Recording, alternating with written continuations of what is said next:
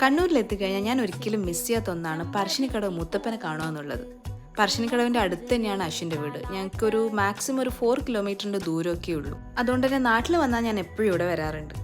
ഭയങ്കര ഒരു പോസിറ്റിവിറ്റിയും പിന്നെ മനസ്സിന് ഭയങ്കര ഒരു സന്തോഷമൊക്കെ കിട്ടും ഇവിടെ വന്ന്. എൻ്റെ ഒരു അഭിപ്രായത്തിൽ ഒരു അമ്പലം എന്ന് പറയുന്നതിൻ്റെ ഒരു കംപ്ലീറ്റ് പേർപ്പസ് ഫുൾഫിൽ ചെയ്യുന്ന ഒരു സ്ഥലമാണിത്. കാരണം ഇവിടെ വരുന്നവർ അതിപ്പോൾ ഏത് മതക്കാരാണെങ്കിലും അവർക്ക് 3 നേരം കഴിക്കാനുള്ള ആഹാരവും ഇനി രാത്രി തങ്ങണമെങ്കിൽ അതിനുള്ള സ്ഥലമൊക്കെ ഇവർ ഇവിടുന്ന് കൊടുക്കുന്നുണ്ട്. സത്യം പറഞ്ഞാൽ അങ്ങനെയൊക്കെ ആവണമല്ലോ ഒരു അമ്പലം അല്ലെങ്കിൽ ഒരു ആരാധനാലയം എന്നൊക്കെ പറയുമ്പോൾ. ഇതുപോലെ ഞാൻ കേട്ടിട്ടുള്ളത് പഞ്ചാബിലെ ഗോൾഡൻ ടെമ്പിളിനെ കുറിച്ചാണ്. അപ്പം നമ്മളെ നാട്ടിലൊരു ഗോൾഡൻ ടെമ്പിളാണ് ഈ പറശ്ശിനിക്കടവ് മുത്തപ്പൻ ക്ഷേത്രം. ഞങ്ങൾ രാവിലെ എത്തിയതുകൊണ്ട് മുത്തപ്പൻ കെട്ടിയാടിയതൊക്കെ കാണാൻ പറ്റി. അത് കഴിഞ്ഞ് പിന്നെ ഞങ്ങൾ പ്രസാദം കഴിക്കാൻ പോയി. ഇവിടുത്തെ മെയിൻ ആയിട്ടുള്ള പ്രസാദമാണ് പയറും തേങ്ങാപ്പോളും പിന്നെ അതിൻ്റെ കൂടെ ഒരു ചായയും. ഈ ചായക്ക് ഒരു പ്രത്യേക രുചിയാട്ടോ. അങ്ങനെ മുത്തപ്പനെയും കണ്ട് പ്രസാദവും കഴിച്ച് ഹാപ്പിയായി മടങ്ങി.